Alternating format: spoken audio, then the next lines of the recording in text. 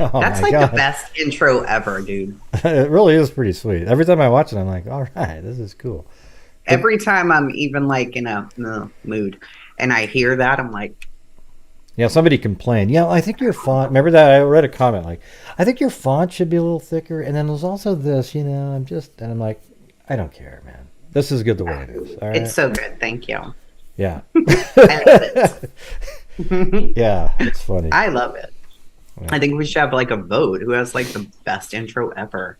I think I'm it's gonna, pretty. The music's really cool. I remember when I was first sort of trying to show you what was going on, but I wasn't really conveying it well, and you guys were like, I don't know. But then when you finally saw it, oh my God, yeah, there you go. yeah, you were telling me, and I'm like, yeah, okay. Yeah, Why are you taking screenshots of my weird face? Please don't.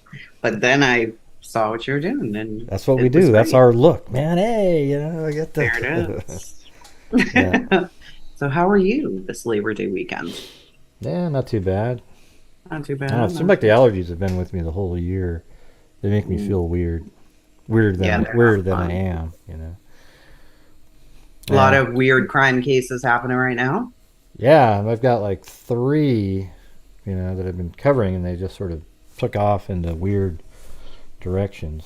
Um, hmm you I've know, been following the Eliza Fletcher one out of Memphis really close since yeah. that's where Scott's from. I'm asking him about all these places and do you know this person? And he's like, I've been out of there a long time. No, I I have don't a know them. document in that one, like the arrest warrant, so I'm going to be going over that later. Looks like The it's arrest pretty. warrant on the Yeah, it Pookie. looks like it's pretty specific. Mm.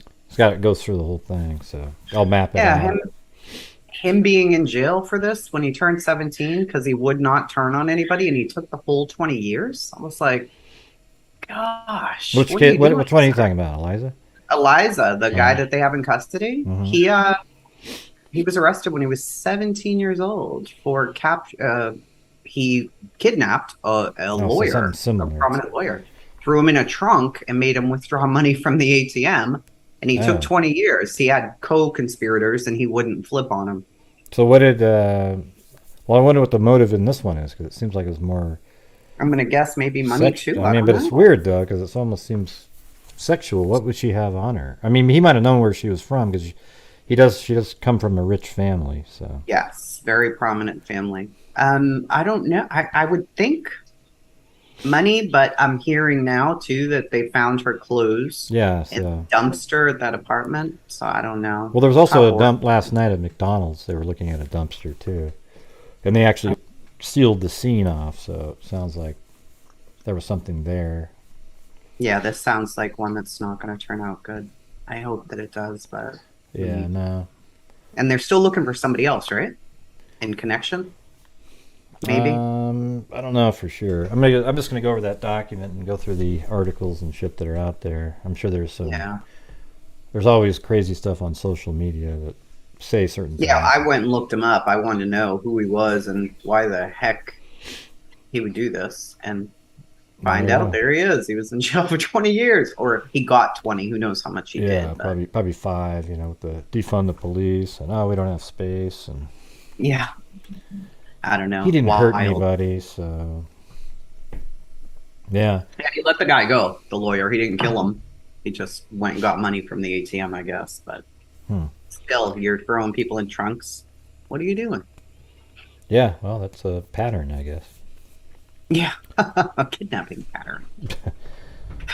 Charleston Amy said, "Shrimp harvest open. Thanks. I can't eat shrimp. You Shrimp remember? harvest. I got gout from eating too much shrimp.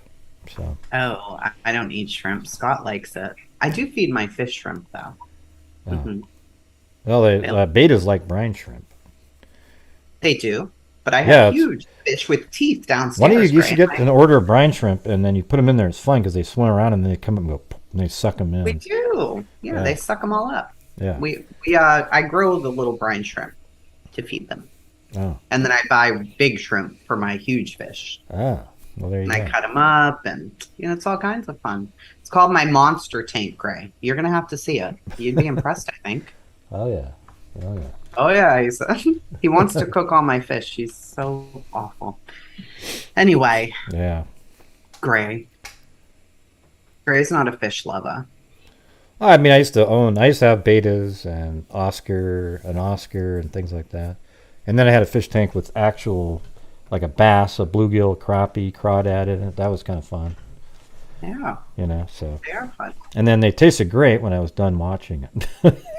Just kidding. You say, guys, he's very fresh, this one. All right. All right.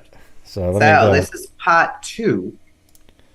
Oh, Bama. Bama forever. Wow. Thank you. Bama's the best. I like Bama. Thank you, Bama forever. Very generous. Yeah. And on this channel, we also give to various charities too. We donate 25% of the net revenue to the, anything that we feel like sending it to. Like NCMEC has been a pretty big one. Mm-hmm. So thank you guys, and that comes from the channel membership and the super chats and whatever. So. Yes. All right. So. So the summary of part 1. Yeah, this is part 1. Lori's married and divorced 3 times. Her brother Alex is arrested for assaulting her second husband, Joseph. She begins reading Chad Daybell's books. The second husband, Joe Ryan, dies in April of 2018. Lori discusses her previous desire to kill Joe to a group of LDS members in October 2018. What's weird is how she felt so comfortable just talking about that, and they accepted that as a normal. The people listening. They were having a great time. Yeah, it was really strange listening to that conversation. In their divorce, Joe was ordered to have $350,000 in life insurance, and Lori is the sole beneficiary, unknown if he had the policy. September. Yeah, I can't verify that yet. October 2018, she meets Chad in person for the first time. Yeah. And I guess when they meet in person, he tells her too, that this part's not in our documents, but just because Gray knows so much about the case and me now doing all this research, he tells her that they'd been married on spiritual planes 7 different times. Even though he's married at the time and she's married at the time, he looks up. I knew I loved you all along. Because we've already been married 7 times. Correct. 7. Correct. 7 times. All right. Oh boy, here we go. This is how all of the wildness starts. So they meet, and during this meeting and during their phone conversations, Lori asks Chad to do kind of an audit, a light and dark audit on her family. And he does it, and he sends her this email on October 30th of 2018, and it says, "Here are the family history documents you requested." I mean, just as, like it's a business, Like it's a very normal thing, here are the family documents you requested. No problem. Until you look at the documents. And then you're like, whoa, wait a minute. Yeah, so there was this whole, charts and everything. And I'm going to open up this other document here in a second to go over the, more specific stuff. But, they have these light and dark levels. And you can see right here, let's see, current numbers on Earth at this time of each estate level. These totals represent the light spirits. The dark has equal numbers. So there's 6, 5.3, 5.2, 5.1, 4, 3, all the way down there. And then the dark has the same numbers. Mm-hmm. Right, and they give you the total count of people. So there are, it's just really ridiculous. It's just wild. And he feels that most of the LDS members are level 2. They're right there somewhere. And then bishops and ward leaders are level 3. Most stake presidents and general authorities are level 4. The apostles are level 5s, but a few are level 6. Now, the dark side can only match the light numbers, not exceed them. That's why there are a few 5s on Earth right now. It limits the dark's powers. 2s and 3s are also fluid. So if you were a 2 or 3, but you're too dark, you can transform yourself into a light.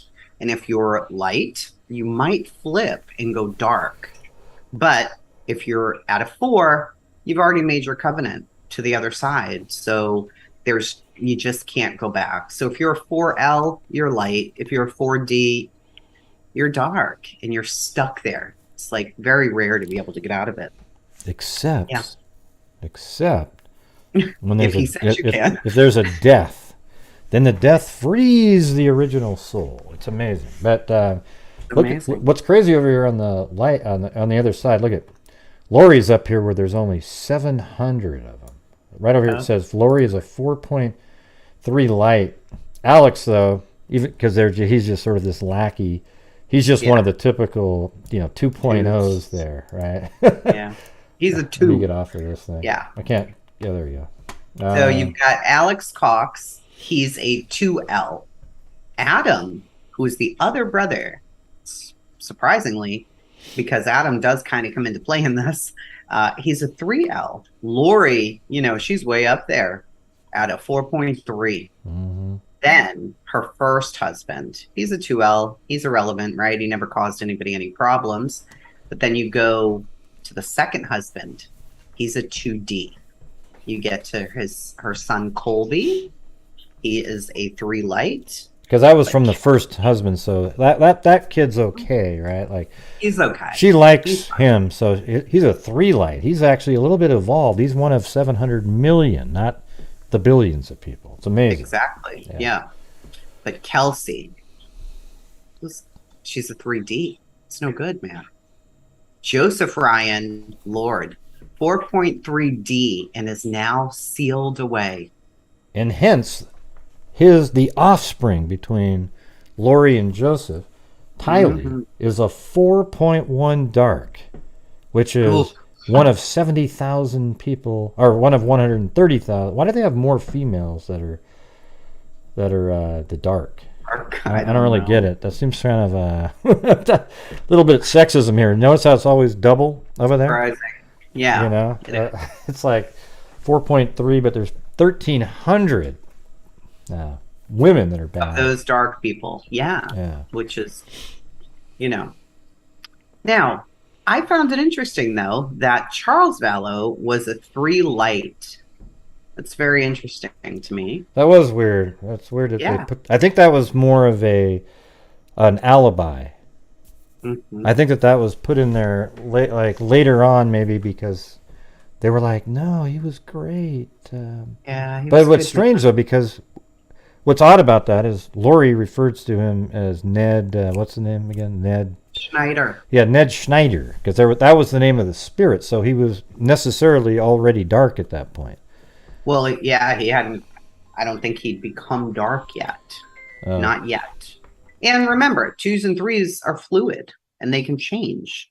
So at that point, he's great. He's a 3L. And then you've got the other kids. But Josh J.J. Vallow was a 4.2 light. That is so sad, according to this. How the heck is he a 4.2 light? And they've made their covenant, but somehow poor JJ turns into a zombie. Well, maybe, remember how they said just little events can happen where you become a zombie? It's like some kind of a physical, like if you get injured or something, you can become a zombie. So maybe at the time of his reading, these people were deemed just as he wrote, but then later on, out of convenience, you switch them over to the dark. Oh, a zombie's come over them. We've got to kill them, so let's make sure that we mark them as dark. That way, when you kill them, you're actually a hero because you are. Yeah. And I mean, if you think about it, Melanie, the niece, is a 3 light, but her husband Brandon is a 3 dark. Oh, of course, yeah. See? Yeah. Let me get this thing out here. Hold on a second. This document here explains some crazy stuff about it. So right here, let me go up to where it starts. A zombie. Here's the explanation of what a zombie. They actually call them zombies, if you can believe it. Human bodies that have had their original spirits forced from them and have been possessed by either a demon, original third of the heavenly host, who followed Lucifer, disembodied spirit, once living human spirit, who have chosen not to be reborn into another probation, or a worm slug. I mean, just the fact that that word's in this come on. A woman slug? And it's a worm slug, a creature controlled by Lucifer that enters the body to control the host. And it says spirits can be pushed from their bodies during traumatic events or deadly injuries. So that means that's how, like, an evil spirit can take over a once very positive, great, light spirit, right? Spirits pushed out are trapped in limbo. So once an evil spirit let's just go and pretend that, like Tylee Ryan, for example, she was this really great person. Then she had some kind of traumatic event, then was taken over by an evil spirit, and her spirit was put in limbo, okay? Right. As the body they tied to is still living. So the body that soul is tied to is still living. However, an evil spirit is inside of it. It says, but it cannot be occupied by them anymore. And then it says, spirits trapped in limbo cannot progress to a new mortal life. So that means Tylee would be trapped in limbo. Here's the thing. Here's the whole key to this whole thing that's going on here. Spirits trapped in limbo cannot progress to a new mortal life and cannot re-enter their existing body. The only way to move forward is to await the death of their current possessed body. So that means that the physical death of Tylee's body frees Tylee's soul. Wow. See, so they're heroes, for God's sakes. They killed Tylee and all these other evil spirits, and they freed their actual souls to go to the behind the veil, or whatever the hell they call it. It's so wild. Yeah, and they have teleportation. Basically, that's really the only important part of... Oh, yeah, one of the things that was interesting up here, though, was... where was that? Right here, there are 50 dark translated humans. And a translated being cannot die, cannot reproduce, do not need sleep or food, and do not feel the sorrow of the world. Injury is possible, but healing is accelerated. And it's never fatal. Like, these guys are immortal people, right? So they deemed two of the detectives investigating the case. So, man, this must have been way early on. I mean, like when they were actually even being looked into. Detectives Hope and Hermosillo have been identified as such. Isn't that crazy? They're absolutely nuts. Yeah. But I hate to be so ridiculous about it. Yeah. But my gosh, why? And do they really believe this? Yeah. Well, let me show you. I know you feel like they maybe don't. Well, I think they use the doctrine to sort of justify things in their minds, even though I think they realize, wow, this is stupid. But here, look at this right here.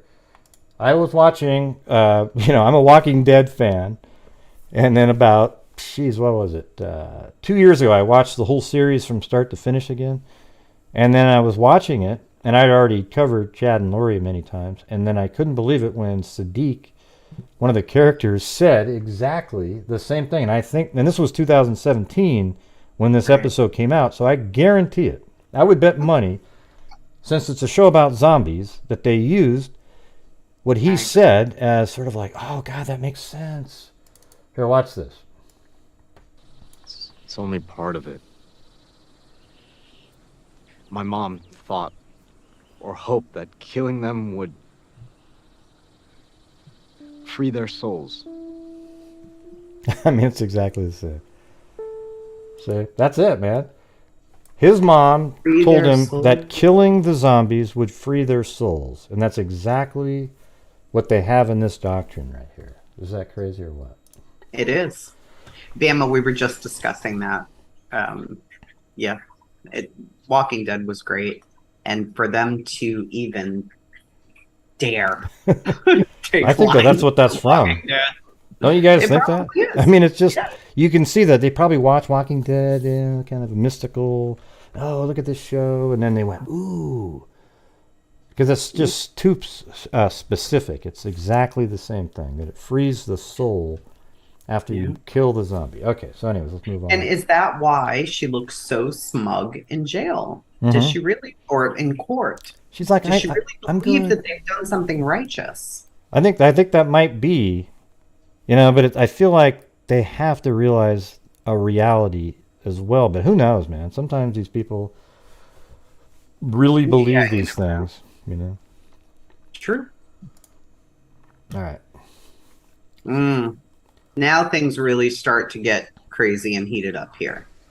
Charles has to go out of town. He, travels for his job. And while he's out of town, keep in mind, she's now known Chad since, 3 months? November, December, kind of into January. And she takes out $35,000 out of their account. But even prior to all of this, in the documents that have come out now, they're from 11/3 of 2018. Blank tells Lori that she was told by God that she is to protect Lori. In January of 2019, Blank told Lori that she had a vision that she could create storms and fire and will have the eye of the Lord. So this person, I'm pretty positive, is Zulema, which is Alex's now widow. Yeah. So back and forth, they're having these, strange conversations. And in these messages, Charles is being referred to as a dark spirit called Hiplos or Ned. So he's called both of these things, but she verbally calls him Ned to his face, but she refers to him as Hiplos or Hiplos, whatever. What's interesting is I always thought that, because Alex, we'll find out, dies too. I always thought Zulema or somebody had something to do with that, allegedly, because it's just, he's the one that knows everything. And if you're going to protect Lori, just like that document says, then he's somebody that you'd want to take out because he has knowledge of every single death that occurred. Everything that she's done. It's pretty crazy. Yeah. Oh, Melanie Gibb knows a ton. We haven't even got to her yet. We're still on. We're getting to Melanie, the niece. Yeah. Another interesting character. So January 2019, Lori moved out of the Arizona home. On January 29th, she calls Charles to tell him she was sent a God to carry out the work of the 144,000 at Christ's second coming. If he got in the way, she would kill him. Yeah, see, and he has all these communications. On January 30th, Charles went to Texas on business. Lori called with more death threats. She also threatened to ruin him financially. She removed $35,000 from the business account, RITE Planning Group, of which Charles and Lori were the firm's owners.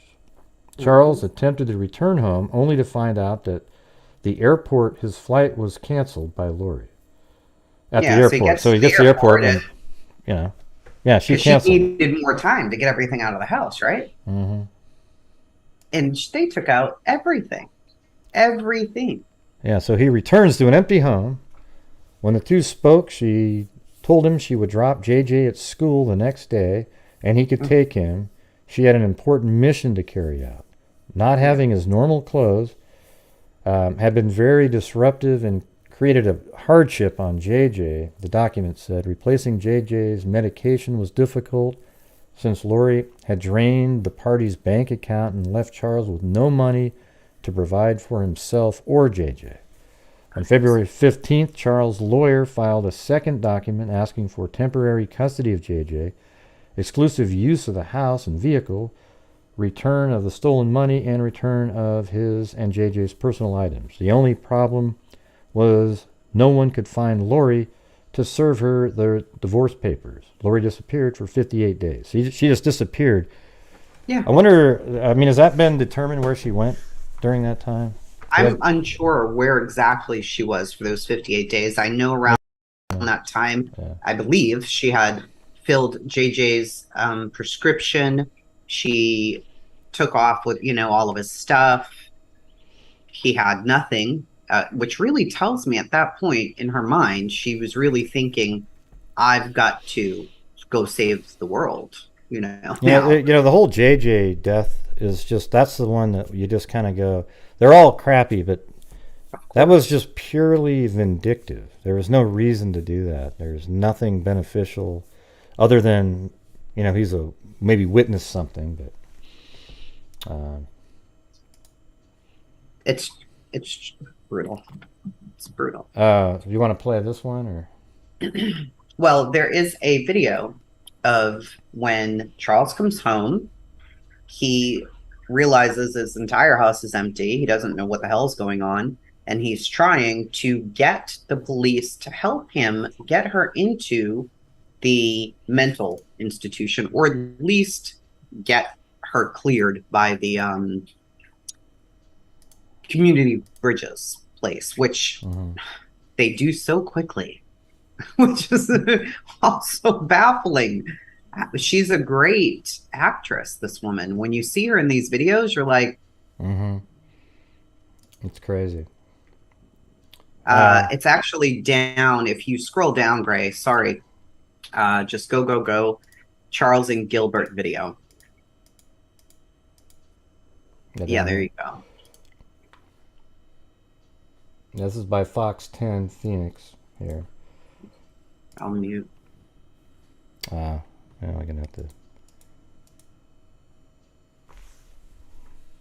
Let me turn on the audio's on. I guess he's not talking yet, maybe. There he is. So this is Charles. He ends up being killed later. About 6 months later, maybe. Harm the children, correct? Other than what she said to me. Yeah, what she said was subjective, I guess. She said, take the kids, I don't care. So quiet. I don't care what happens to them. Take the kids, I don't care what happens to them. Well, that's not a direct threat to harm. I know. Everything she said it sounded very carefully subjective. But she won't contact me, won't tell me where they are. Yeah. There something I can do about that? Because she's got a Infinity. Did she say she was leaving or anything like that, or anything like that? That almost sounds like me. I was just talking. I was like, "Who the hell was?" Wait a minute! Did it not sound like you? That was I'm crazy. like, Ray, why are you interrupting the video? But Yeah. it wasn't. Let me hear that again. Let me hear that again. I mean, That's wild. She was leaving or anything like that, or Wow, God, that's like exactly. Something I can do about Hold that? on. Because she's got a Infinity. Did she say she was leaving or anything like that, or anything like that? I mean, even I could tell that. Well, as a parent, she has the right to take her children, whether, who knows where she's at. We don't know where she's at. She has the right to take the children. You weren't home at the time. So she. I mean, we don't really have to go through this whole thing, right? Because it's really just sort of, I mean, he's just, I mean, Well- one day we can go over them all, but he's just talking about how crazy she is. Like, The next one, he actually is begging them, yeah, to, the light hey, and dark can you stuff. please, she's lost her mind. I think that's a 6-minute video. Let's do that. So what one. makes her a danger to herself and to others? Right there. Threatened me, Yeah. murder me, kill me. She threatened to murder you? Yes. And she said, How did she do that? My bishop right there is in the car. He was on the phone with me today when she said, I will have you destroyed. That's what she said there. Okay, that's not a threat to kill you. Yesterday was a threat to kill me. Today, Okay. of course, What a threat to did murder. she say yesterday? She said, you're not Charles. I don't know who you are, what you did with Charles, but I can murder you now with my powers. Okay. Okay? Because he's Ned I'm gonna Schneider. kill you too. I'm going to, yesterday was, I'm So going to she's speaking as a spiritual being. She's not here. She's lost her reality. Is this just all recent, or has it been going on? It's been going on for about 4 or 5 years. It's gotten really, really bad lately. She goes to the temple every day and speaks with Moroni and Jesus Christ. And they tell her what to do. And now she came to her today, and last couple of days she says, I'm not Charles. You're not Charles. You're Nick Schneider. I don't know where she gets his names from. She got all this stuff from these people in Utah who tell her how many past lives she's had and probation she's had. And she's was married to Moroni way back when, and she She's also married to James the Just, and Okay, this is all foreign to me. So it's foreign to me. Well, I'm too. not It's LDS. Crazy. It's crazy stuff. I know you're using It's- LDS terms here. I know, but it's just Okay. she's nonsensical. Okay. And I haven't seen my. Is he the older one or the younger He's one? young. He's 6.5 years old. Okay, Okay. I want to do this now. You've got a pickup order. Am I correct? we do. Okay. If she doesn't answer, hmm what do we do? If she Can doesn't I break answer, we into my can't house? we can't enforce the order. Can I break into my house? Do you live here? Yes, I do. It's my Okay. lease. I Do pay you, the lease. do you guys have any orders of protections against you? No, we do not. So, I'm gonna no go get no one from police her reports? tomorrow. No, nothing. Okay. Hmm. So how does she pose a threat to your children? I don't know what she. It must be absolutely awful for him because he loved her. He really cared about her a lot, and all of a sudden she just turned into this crazy person, and he can't do anything about it. And I think that's why. Remember, he filed for divorce, and then when she came back, she probably put on the charm a little bit, and then he rescinded the divorce order. He did, yeah. Yeah, That's why I really found it, because he did lose his life. So these videos show him pleading, trying, explaining these situations from a first person point of view. He was having to go through all this wild stuff, I'm sure before October, sure, she was talking a little religious craziness.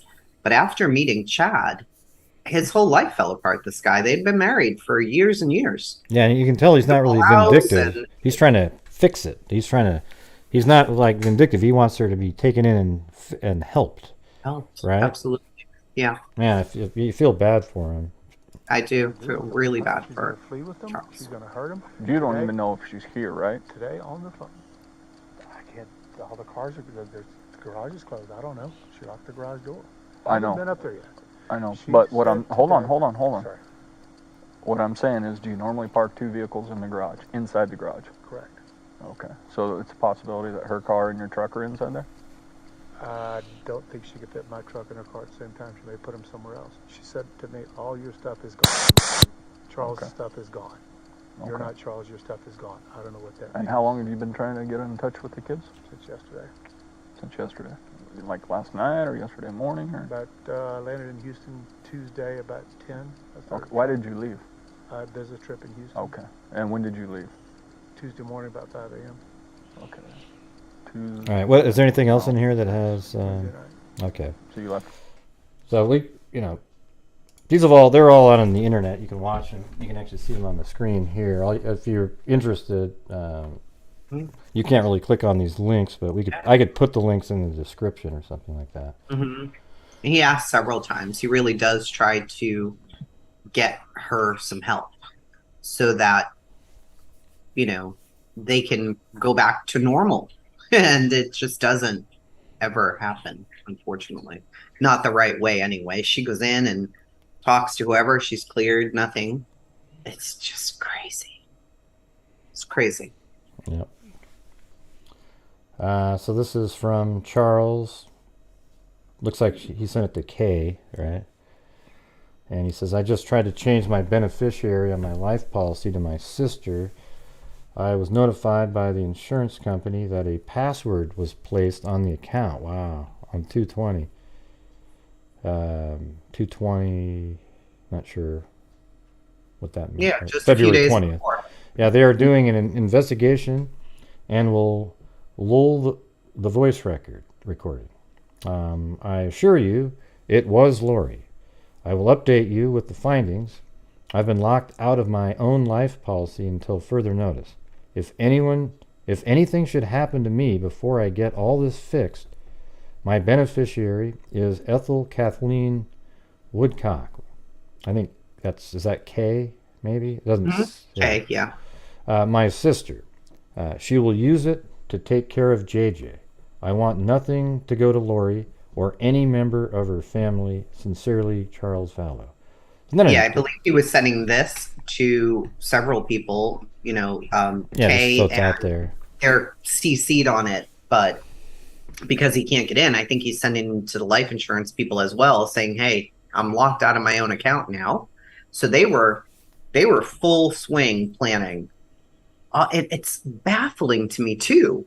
She clears out the money. She clears out his house. She takes the children. She threatens to kill him by this point, and she changes Yeah. the life insurance. See, that's and just nobody's absolute. doing anything. That's just absolutely pure, 100% first degree murder. I mean, that right there, because what you're doing by changing the password is you're making sure that your name isn't taken off of it, because you know that pretty soon Charles won't be alive, right? So Absolutely. you're making sure that they don't change, that she doesn't change that. Wow. Or he doesn't change it. Unbelievable. Yeah. So we are going in order, in the months leading up to all of this. It may seem discombobulated, but it really isn't, because all of these people play a role in everything that ends up happening in the very end so far, even though they haven't gotten to trial yet. But Melanie is Lori's niece, and she's super close to her aunt.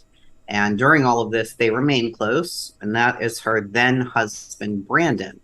So Melanie's mother, Stacy, was Lori's sister. She died at age 31 when Melanie was only 9 years old. So in researching that part, the dynamics of Stacy and Lori's family, looking at them in photos, you'd think, oh, there's a lovely family. They've got these children. Everything looks nice. No. In June, Melanie very suddenly files for divorce from Brandon, and a terrible battle ensues for custody, much like the battle that was going on when Stacy, the mother, died with her husband. They were battling over Melanie because of the family, this crazy family that Lori comes from. And there's some more about that down below. But on the next screen is how she tells her husband that she's leaving. So I'll read the female, Greg, and then you can read the man here. Okay. I made the decision to move to Boise. We will need to create a new schedule for the kids. We can pay to go to mediation again or save the money by coming to a mutual agreement. I'm fine with whatever you decide. The kids could remain with you in Arizona, and you would have to arrange for daycare, but it doesn't leave the rest in. She'd already left him at this time and is now telling him she's leaving out of the state. Seriously? Yes. Why? How is that good for our kids? I don't understand. I will keep them in Arizona and figure it out. But why these kids are going to need us both? Like, there's no comma, so it says, but why? These kids are going to need us both. They need things to stay the same and to have structure. When are you moving? Is that it? No more information? This is pretty important. Can you give me more details? If you're planning on moving, you should have them. You should have them, right? I'm planning to go next week. Are you still planning on, or I mean, what day? Are you still planning on having the kids this week? And I guess that was it. And weekend. So the next text that they have was October 15th, 2019. So I really can't see what's going on in that next text message. But I do know, and we'll get to that probably in part 3 when Gray and I do that, she ends up going on a dating app and meeting a man and marrying him like that. Ian Pulowski, come on down. Pulowski, yes, sir. But this here, oh my goodness gracious. So this is divorce documents from Melanie's parents. Stacy's family are inappropriate caretakers for Melanie. Not only does Melanie not want to be there, but I fear for the effect on prolonged exposure to them on Melanie. When I finally brought Melanie and Stacy back from California, Melanie began displaying rather odd behaviors. She took a pair of scissors and hacked off her hair in a straight line, which is now always covered with a baseball cap. She insists she's a boy, and on meeting new people, she would insist call me AJ, Alex, or Bobby. I'm 3 years old. When she does that, she begins talking in a different pitch, as if she were 3 years old. Something weird is happening to Melanie. schizophrenia, maybe. I don't know. Well, That's pretty weird. yeah, as you go on, you realize there's so much stuff in this family that when Stacy, Lori's sister, would, run off with Melanie, the niece, she would go to her family, and this husband was terrified because she was so odd, Stacy. Oh, there it is, schizophrenia. There it is. There you go. Yep. So Stacy has always admitted to me and others that her family was a psychological hornet's nest. She has admitted that her father was diagnosed as schizophrenic and that her mother, Janice Cox, is obsessed with issues of weight, physical appearance, and feminine bodies. Man, maybe Lori has a bunch of that stuff. Stacy now blames the origin of her problems on food, although it is clear that they originated because of her refusal to administer her insulin program on any consistent basis. Her mother has always been obsessive about any weight gain and about issues of food intake. I cannot help but to conclude that... So that part, ends there, but just to... I didn't want to put the whole thing, it was like 20 pages, maybe longer, that Stacy was obsessed with milk being awful, no sugar whatsoever. You could not play with other kids, and if Melanie did go to play with other kids, she had to use like alcohol to wipe off the other kids' toys because of germs, and it was so dangerous. Got to the point where Melanie was kind of like obsessive. If she would go out to play, she would run back in to check on her mother to make sure that her mother wasn't too sick, and just all of these odd things that you got to remember. She was like 6 years old at this point in time where the dad is really trying to fight to get custody because he's so afraid of the crazy stuff that's happening. Every time she would go to see the grandparents, which is Lori's parents, she would come back with like possessed, really strange behaviors that he didn't understand. So I think that speaks a lot into this life that Lori was living too. It was very strange. Yeah. And then, let's see. In June of 2019, Charles discovers a letter to Chad pretending to be him. Okay. Yeah. So basically Lori probably wrote this, pretending to be him. He then emails Chad's wife, Tammy. So this is the letter over here, right? Yes. There's a letter that Charles is finally going through his stuff, even though when she moved out of the house, when Lori left, she took everything, including Charles's computer from where he would do his work. There were programs on there that he needed, but eventually he finds this, and Chad had in fact stayed with them back in November when there was this conference, but he didn't write this. Hello, Chad. I hope you're doing well. This is Charles Vallow from Arizona. We really enjoyed you staying with us back in November when you came to the Preparing a People conference. I appreciate you taking the time to talk to me about the book I've been working on. Well, more than 6 months later, I still haven't made much progress on it, but I feel an urgency to get it done. As the managing partner of Right Planning Group, I'm going to have the opportunity to speak at various conventions beginning in the fall. But everyone says I need to have a book available that summarizes my life and shares the principles I follow. So I'll cut to the chase. I'm willing to pay you well to help me get this book into shape as my ghostwriter. I really liked your autobiography and the tone you took in sharing your experiences without preaching. Is there any way you could come here for a couple of days and help me get the book underway? I feel talking in person would be much more valuable than a phone call or video chat, mainly because I would like you to read through some of my journals and explain to me how the publishing industry works. It would help me to know whether whether I truly have a book in me and whether you would want to team up on it. I played minor league baseball and have plenty of stories that my audience could relate to, along with the knowledge I've gained running my own company. So I do feel the book would contain valuable information, even beyond the convention circuit. I'm out of town until next Saturday. I'll gladly fly you down here next week before the holiday and cover your expenses. You can stay in our guest room if you like before, or in a hotel if you prefer.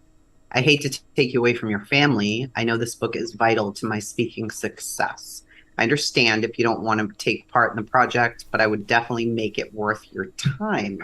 With admiration, Charles. Mm-hmm. Why do you think you'd write that? Why do you think she would write that? Because she wanted to see Chad, or for a later alibi? Yeah, I don't know. That's one of the weird things about it. It's kind of like you don't really know exactly, but it's. I mean, yeah, they may have already been planning together, so this could just be, hey, you need to write me a letter, and make it seem like the reason I might be going over there again is because Charles is the one that asked. So why would I go over there to do anything? You know, why would I have anything to do with it? Right. You know. Yeah, we were nice to each other, so Mhm. yeah. So this other part over here, so this is this is an email that Charles sent Tammy, right? He really did send it, yeah. Yeah. So what's weird though? Okay, so it says, Tammy, my name is Charles Vallow. I have some vital and disturbing information regarding your husband and my wife, Lori. This is your work email, so I'll wait to send you the evidence. That is very disturbing. You may call or email me from the address where you can receive the information. I apologize to be the one sending this, but something has to be done. I feel it's best if I shed some light on the issue. Regards, Charles Vallow. But then this is what he sent, right? He said, so it says on 6/30/2019 at 5:01 hours, Charles sent Lori a message. So why would Charles send the message? Be sure to look over your. I don't really understand that part. It might be backwards. Somebody may have Yeah, because it should be not Lori. written that properly. It should be Lori sent Charles saying, "Be sure to look over your shoulder today. This may be the day. It's coming." That much. Well, I'm going to look that up and find out. Yeah, about because that the doesn't make sense. I was kind of reading ahead Right. there. 19. I'll double check that. So we'll get know. we'll get an update on that one. We will. And 911. Okay, so I'm going to switch over to this video that I made a long time ago on this, and it's the. This will show you the entire thing, even the interviews. So this is. Well, let me skip past that. Okay, hold on a second. The emergency. I downloaded it again. Uh, So here it is. Right here. 911 call and body cameras. The emergency. I shot my brother-in-law. Okay, what part of his body is injured? In the chest. I'm sorry, where? In the chest. Okay, is he awake and responsive or unconscious? Unconscious. Okay, is he breathing? I can't tell. Okay, are you willing to go over to him and check? Sure. Okay, do you just let me know if you see his chest going up and down? How old is he? It's not moving. He's 60. Okay, and are you wanting to start CPR? No, I don't know how to do that. I can walk you through it. Okay. And what I want you to do is you're going to put one hand in the center of his chest.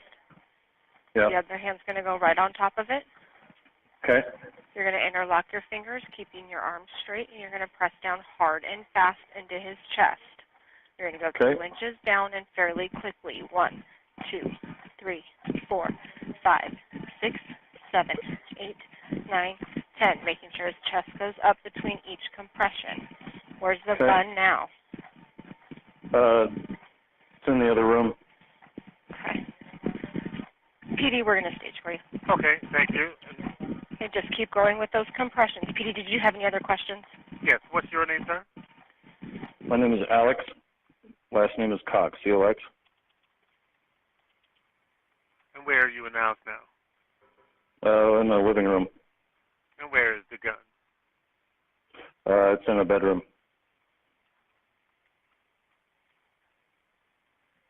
Who else is there in the house with you?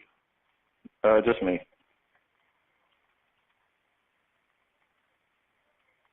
What gun is it? Was it a It's my gun. It's a 45. pistol? 45 caliber pistol? Yeah. Yeah.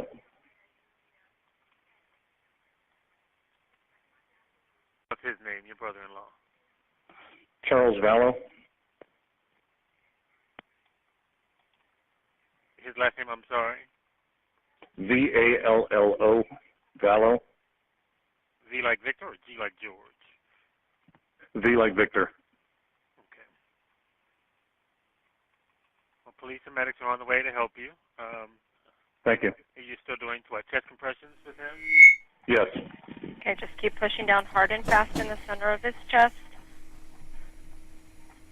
I mean, you can't really hear a damn thing. Like, he's not really... I was still listening to that. I had to go check. I got a phone call and a text. I was wondering if it was serious. How long ago did this occur? Did it just happen? Yeah, maybe 5 minutes before I called. Okay.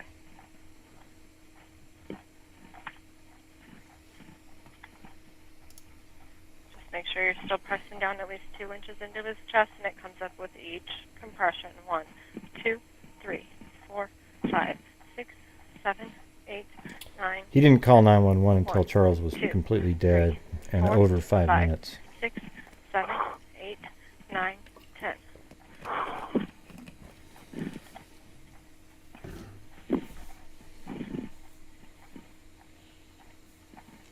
Okay, were you guys arguing when this happened? Yeah. Okay.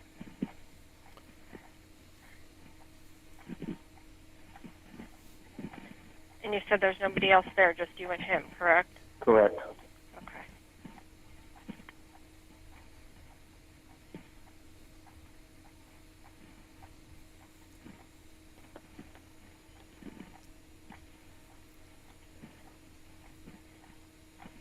Could you just let us know when it's secure? Certainly, we'll do that.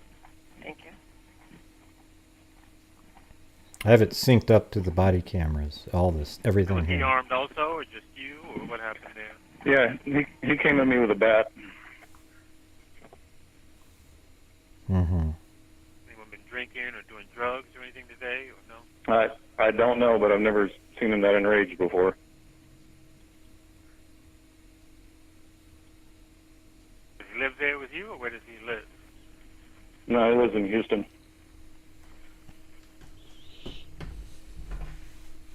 He's what, married to your sister? Is she? Where is she? Correct. I don't know. I think she's taking her son to school.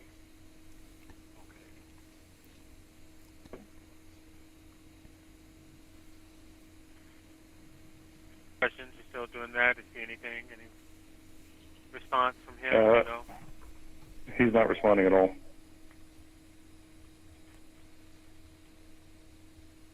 Some officers should be there. Let me know when they get inside to you. Is the front door open? Yeah.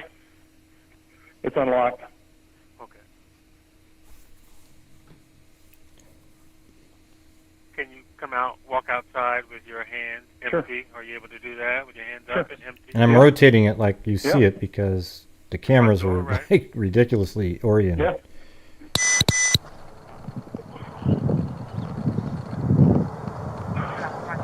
Come out this way, man. You know, no weapons? No weapons on me. All right, come on out this way. Yep. I'm going to have you have a seat right here on the curb. Yep. Who else is in the house? No one else is in the house. Okay, just have a seat right there. Yeah. Let's get FD in here. Yeah. Have a seat. Yeah. 18th Street secure. We got the gentleman out. You have some ID on you, sir? Yeah. What happened today? How did it get to this? I don't know. He was enraged. Well, what's going on? What happened? Oh. He was talking with my sister earlier. No, what happened today, though? Like, just in the See, this is all really important right here. Oh, he's enraged. Oh, he was talking about my sister. last 20 minutes. He came at me with a bat. Okay. Was he living here or No. visiting? He came to pick up his son. Okay, is the son inside? No. My sister took him to school. Okay, so it was just you at the house? Yes. And he came, how long, what time did he come to pick up the son? I don't know, 20 minutes ago maybe. Okay, so you know who he is, let him in? Yeah. Okay. No, I think they were talking earlier, then she left, and then he got into it with me. Like what? What do you mean? I don't know, he was accusing me of... See, right there, this is one of those things that I picked up. So watch what he just says right there. He says, I don't know, he was accusing me. And that he knew, wait. Then he'd have to say what he was being accused of, so he kind of just stopped. You'll hear this, watch this. And then he waits and formulates. The officer even tried to get him to clarify, and the officer wasn't good at the follow-up here. So listen to that again. He was accusing me of... Come on over here. That truck's going to be really loud. It's really odd. Watch this. was he accusing you of? Doesn't even answer him.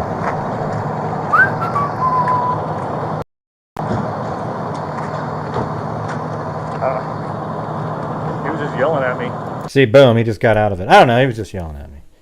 You know, but the officer did want him to answer, but he didn't answer. You see how he just kept moving along? And then finally he goes, I don't know. He was just yelling He's at so me. calm, too. He's Yeah. just like, I don't know. Okay, what was he yelling at you about? I thought my sister because I'd broken up the tussle with them earlier. And he told me not to interfere anymore with them or I'd pay. And he The came in accusation was that he's trying to kill him, I Okay, so guarantee he it. showed up in the house with a bat in his hand? No. Okay, so... There was a scuffle earlier with my sister and my niece. My niece got involved. About earlier meaning earlier this week, earlier No, this morning? just this morning, before they left. Before your wife left? My sister. Before your sister left? Yeah. Okay, who lives here with you?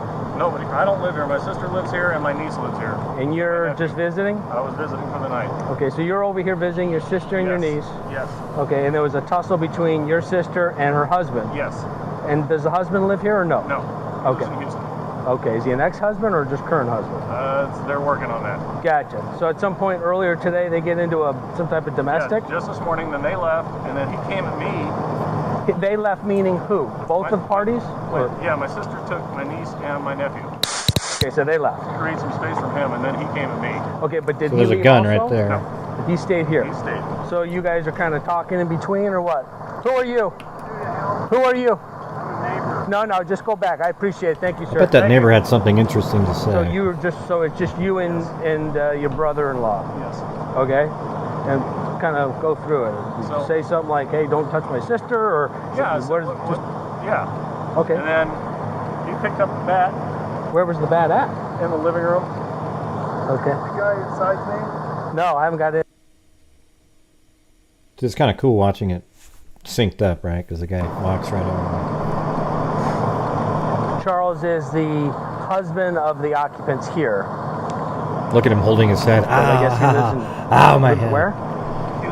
You know his date of birth? From Houston? Yeah. Is this vehicle here? How did he get here? Is it here from Texas? No, that's my sister's car. I think he came in a rental car. I think my sister's in it. You think your sister's in the rental car? Okay. So you get in an argument? What is it over? Well, it was over my sister. He was getting physical with her, and so my niece came out with her bat, and then he took the bat away from her. Wait a minute, I thought you said your niece left. She did, but this is before. Okay, so before your sister and your niece left, Yeah. at some point your sister and her husband are arguing, Yes. verbal argument, and then your niece pulls out a bat? Well, it wasn't verbal. He was getting close, and she came out to defend my sister with her bat. Your niece? Yes. Okay. And then she poked at him, and then he took it away. Okay. And then I stepped in and told them they needed to separate.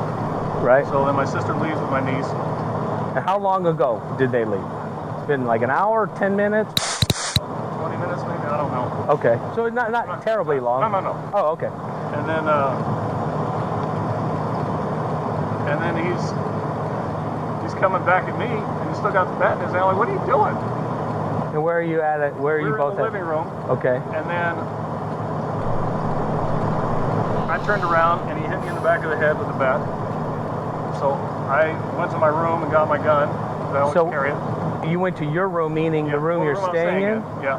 Okay, and you brought a gun with you? Yes. Do you always bring a gun? That's suspicious there. Oh, he brought a gun with him. Hi, who are you? There they are right there. Okay, just stand over there for just a second, guys. Lori and Tylee show up. I told him to put the bat down, and he wouldn't, and he came at me again. And the wife just showed up as well. So you told him to put the... Yes. So where are you at? Where are you at now? Did you stay in your bedroom? No. Okay, why didn't you stay just in your bedroom, close the door? Is that something you didn't think about, or? Didn't even occur to me. Okay, so walk me through it. So you go back into your room. So I just went back to the living room. Like, what is your problem? With the gun in your hand? Yes. And I said, I want you to put that bat down, and he wouldn't do it. And he's like, and he came at me with the bat again after he'd already hit me in the head. So I shot him to stop him.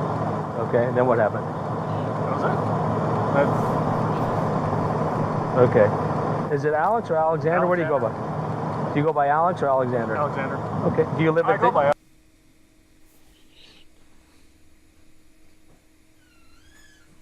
Let me move it forward. Just think that for a second. Where's the weapon at now? It's in the bedroom. So after you shot him, you put it back in the room, or? Yeah, I went back to the bedroom to get my phone. Okay. And what'd you do with your phone? It's right here. Okay. And then what'd you do once you put your gun back? Grabbed your phone. I cleaned my head up. After you, was he laying there in the living room? Yeah, he was laying there still, and it just took me a minute to compose myself. I mean, I was just shaking, and then I called. Gotcha. Okay. We'll call 17 log. Stand by. I don't have engine 2811. Just out of curiosity, how long have you known him? Long? Yeah, 15 years. Is that how long they kind of been married, kind of thing? Do you normally have a good relationship with the guy? Yeah, I do. Okay. When's the last time you guys saw each other, interacted? Last time I saw him was when he lived out here before he moved. Oh, actually, the last time I saw him was at my house. After my sister split up, he came to my house once. This sister? Yeah. Okay, gotcha.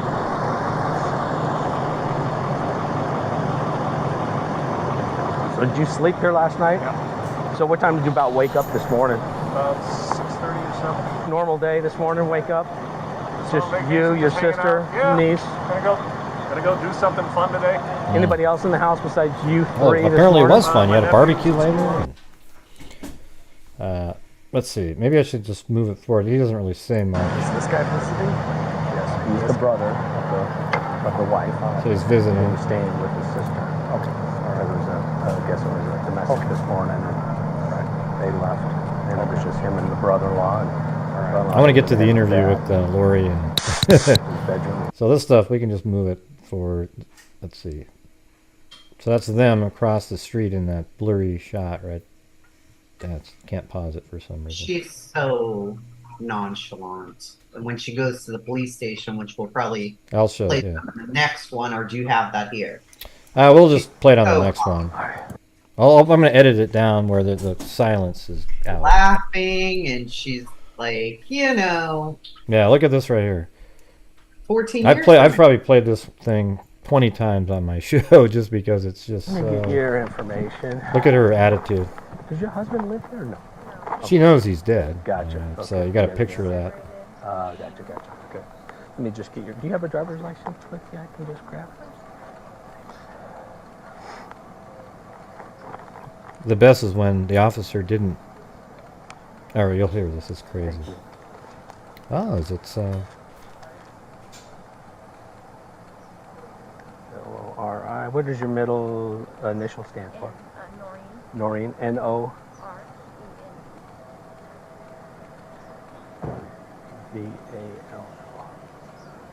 What's a phone number for you, Lori?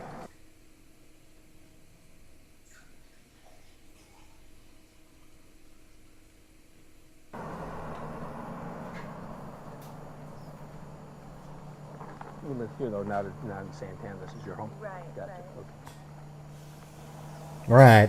Okay. Right. Gotcha. How long have you guys lived here? She just said, we just moved here. And then he says, how long do you live here? And she was almost annoyed. You can see it here. Watch it. We just moved in here. Gotcha. How long have you guys lived here? I'm sorry? How long have you lived here? Like 3 weeks. Oh, geez. Yeah, okay. That's why the neighbors don't know. Hi, neighbors. Yay. I mean, this is just a crazy person. You still about 5'6", 120.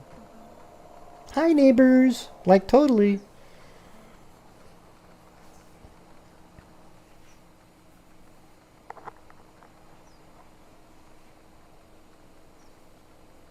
Never even asked, like, why are you guys here? Or anything. You know, just the whole thing.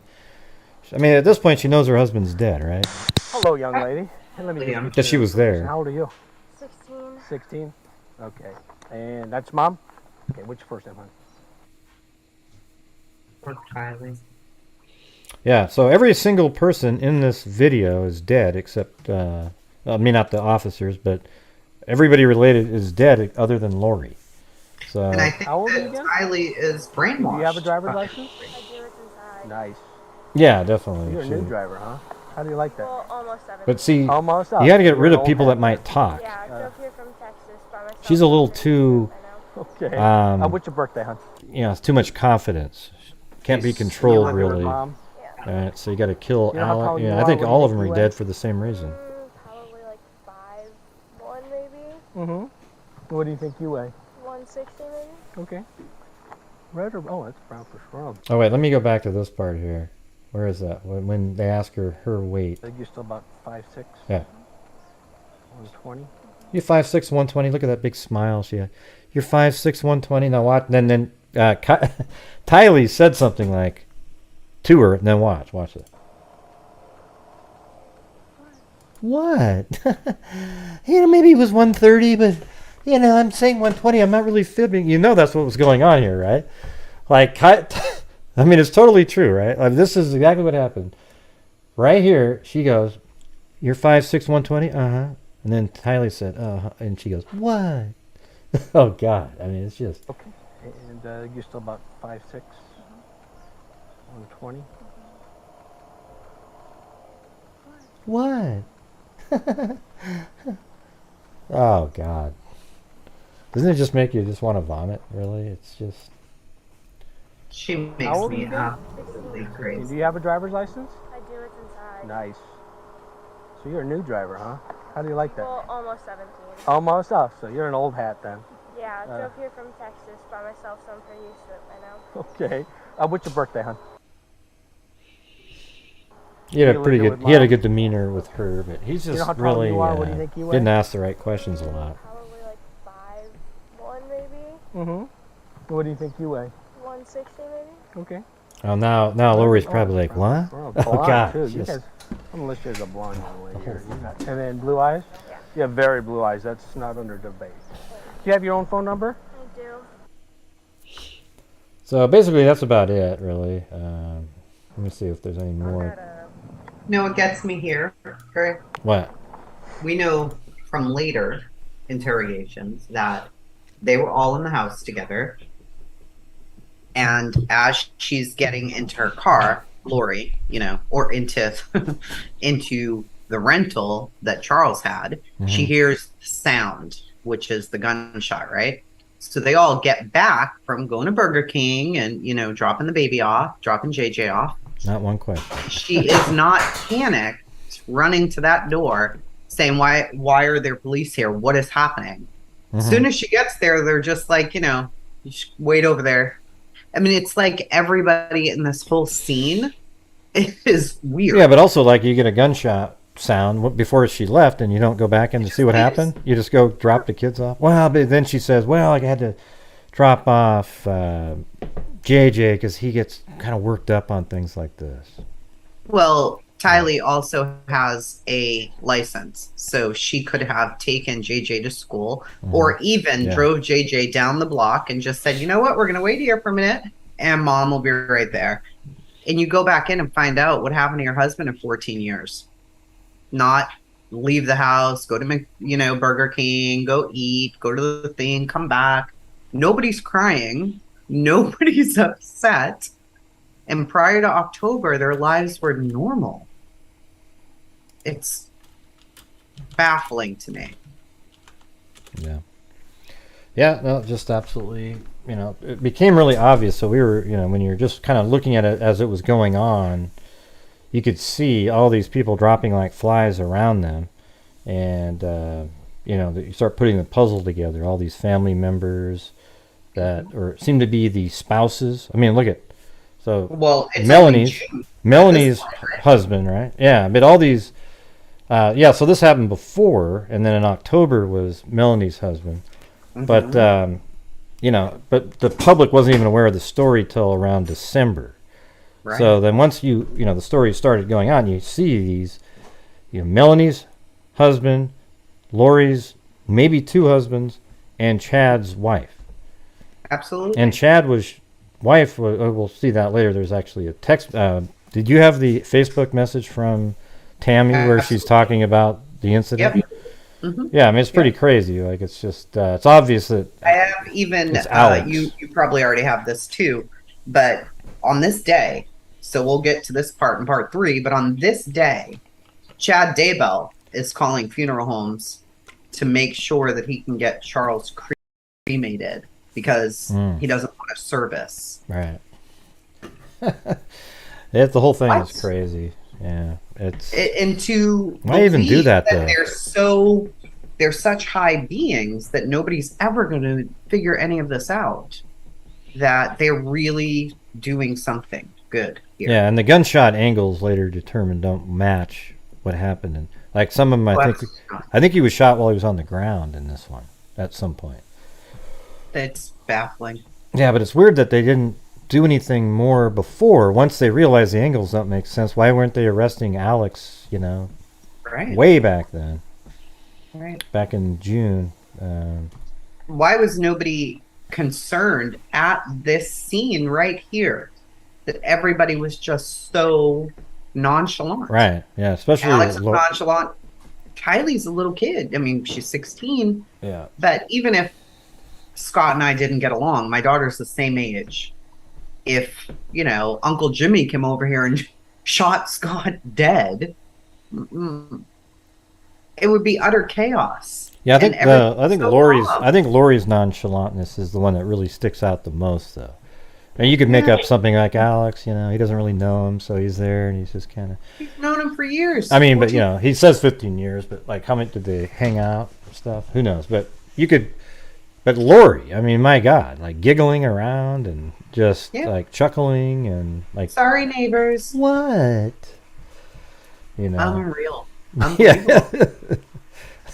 For this to not clue the officers in, along with what just happened in the body cam video that we saw from the other officers from January 30th, when Charles is saying, she's threatening to kill me. Yeah, right. Why haven't they put all these pieces together? To kill me. And then there's Charles killed, and Lori's right there. So it just seems that they kind of dropped the ball a little bit there. Not just a little bit. Quite a bit, yeah. Don't they have a pool party later today? Yeah, They have a pool party. And then they had, let's see, what is it? I think it wasn't even until Larry and Kay Woodcock started making a deal about this that nothing was really happening. They actually got a hold of I was listening to it where they got a hold of, I think it's from one of your YouTube's videos or something where he talks about how, he gets a hold of an officer on his day off, and then they did meet, and then I think it sort of started the ball rolling in terms of, investigation happening. Right. Yeah. Because nobody was even concerned about any of this. A man was murdered in this house, right? Self-defense or not self-defense. It's not taped off as a crime scene so that they can do all the work, because that night they have a party at that house. I mean, there's not even stuff in the house, first of all. I mean, there's barely things. There's stuff around. You haven't been living there that long, and you're going to have a pool party there the day your husband of almost 15 years. Well, I mean, it was a celebration. It was a celebration, It's so odd. Well, think about it like this. At that point, Charles, maybe at that point was, because it was Ned Schneider, so obviously it was a dark soul, so she felt like, that's why there's giggling and stuff, because my God, she freed the soul of the man she once loved. Because the guy I was now with is Ned Schneider, a dark spirit, probably in the realm of 4.3, if you can, yeah. Correct. Yeah. Yeah, I mean, it's absolutely crazy. Poor Charles. Poor Charles.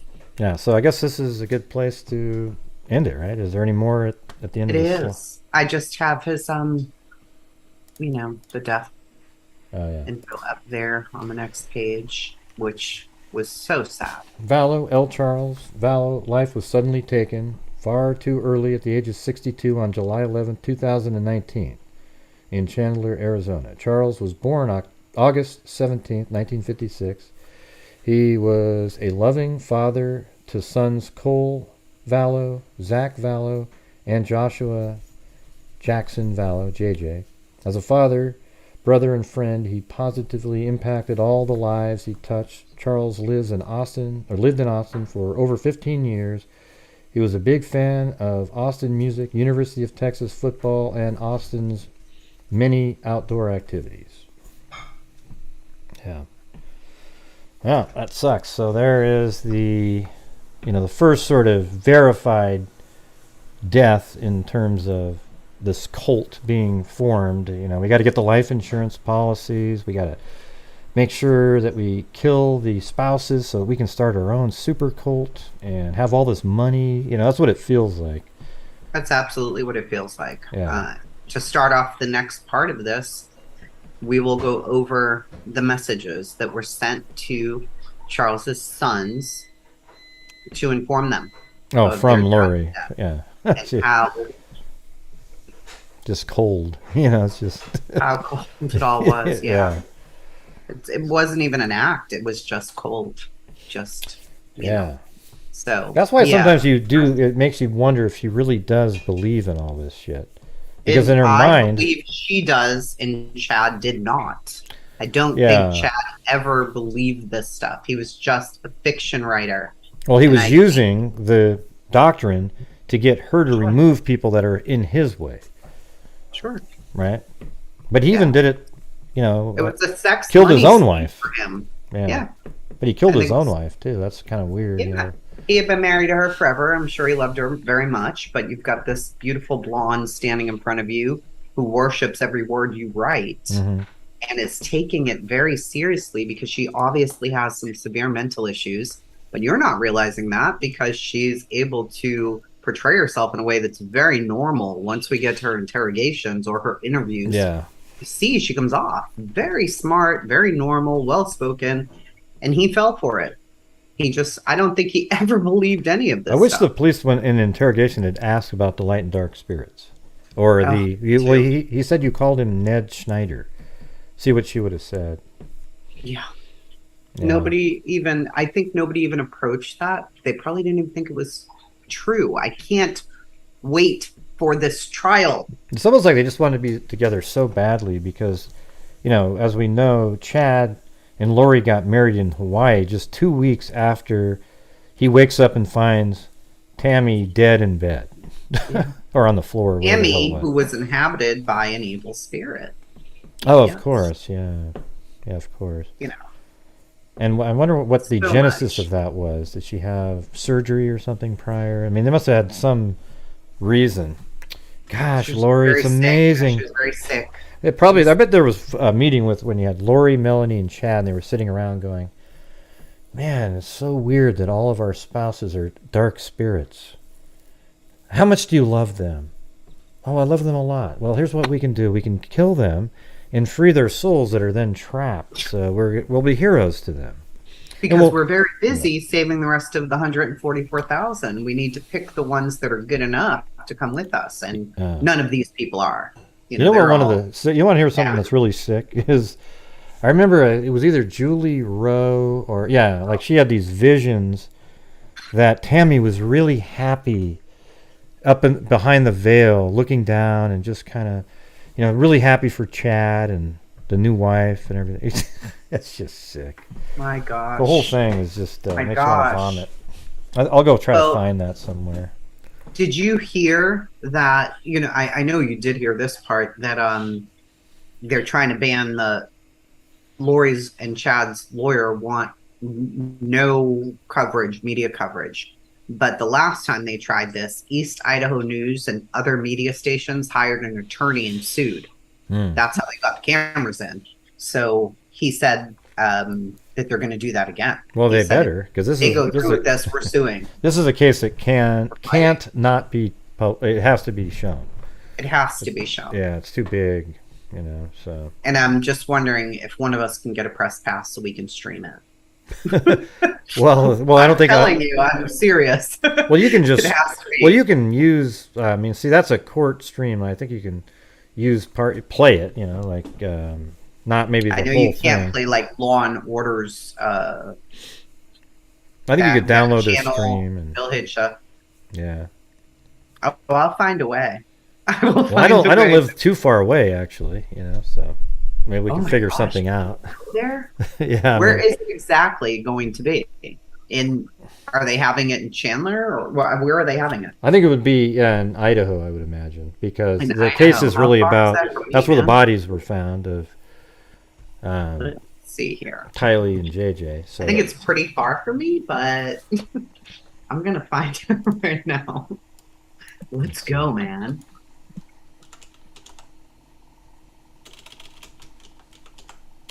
God, I mean, it's remember a what I flight called it. away. Not that, if I drove, it's only 37 hours. It's really not far from you at all. Oh, there it is. Got I it. could fly there, though. Yeah, I mean, I have this whole thing mapped I out. wonder if they'll let people sit in like they did with the Johnny Depp trial. Yeah, it's only 500 miles, I guess. Maybe See, that's 600 not far driving. at all. I mean, I went way down here for CrimeCon, so. Yeah. Well, that would be great if you could do that. Seriously. Wait, which one am I? Hold on. Oh, I'm not in the right place. I was like, it's not even, I had the wrong place circled there. So I guess it's way over here. So let me try this on the eastern side.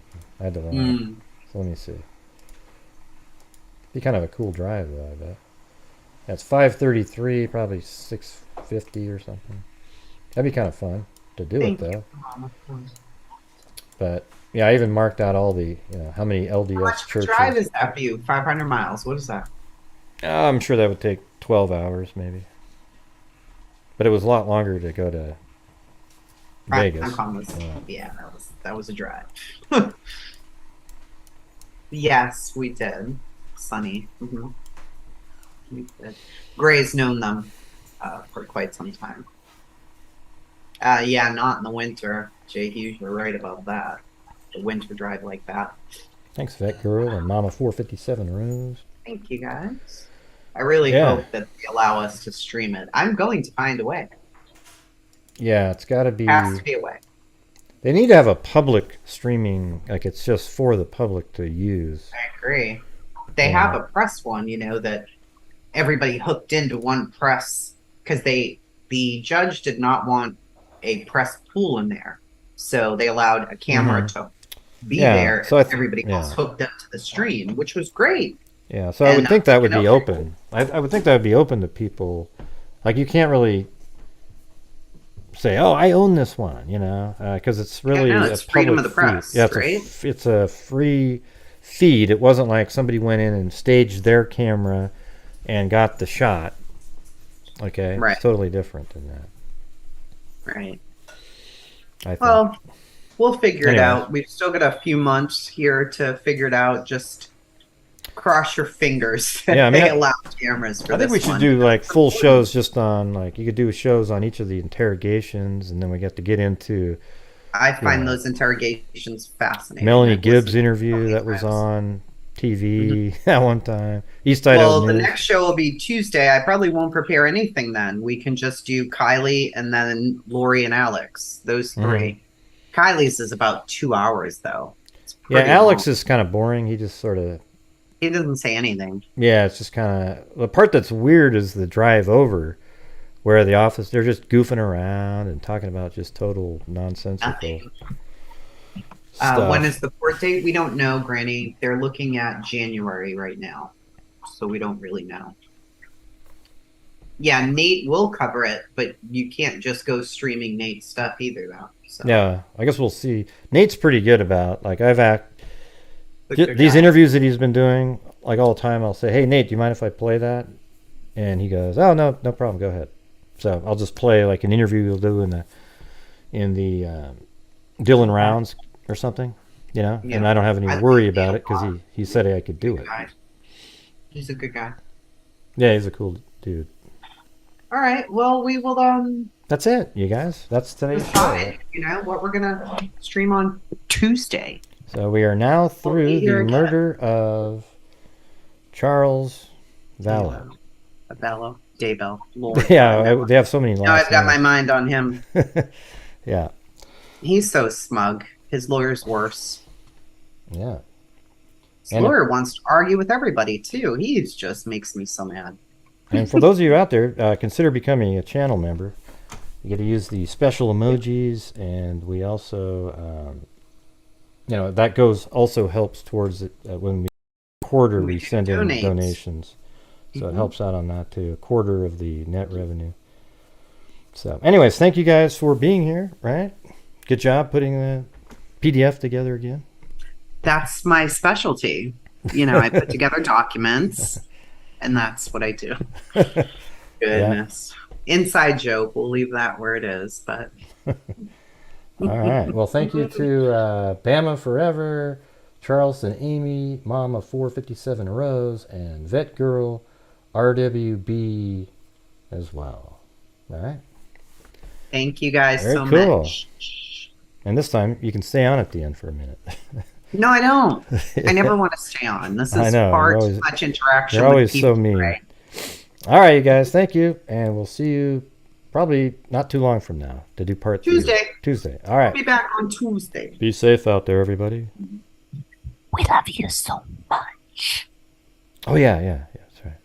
That part, Gray. Tell people you love them. You're love so you damn so mean. much, everybody. Look, kids. He loves you so much. Okay, here Bye. we go. I'm hanging up on you now. You're fresh. Hey, you gotta watch this again. Look how cool this is. Yes, this is cool, actually. Oh. It wasn't for that damn font. Yo.